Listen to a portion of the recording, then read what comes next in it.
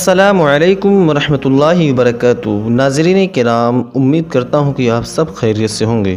ناظرین، شروع میں محرم الحرام کا روزہ مسلمانوں پر فرض تھا، مگر پھر روزہ رمضان سے اس کی فرضیت منسوخ ہو گئی تھی۔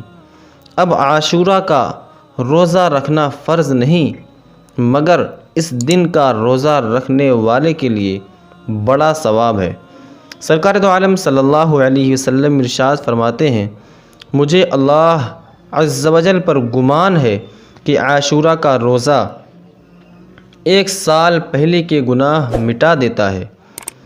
دوسرا فرمان جو حضور پاک صلی اللہ علیہ وسلم نے ارشاد فرمایا کہ عاشوراء کا روزہ 1 سال کے روزوں کے برابر ہے، یعنی اگر ہم یہ 2 روزے رکھ لیں تو اللہ عز و جل کی طرف سے ہمیں اس کے پورے سال کا ثواب ملے گا اور ہمارے پچھلے سال کے تمام گناہ معاف کر دیے جائیں گے انشاءاللہ تبارک و تعالی۔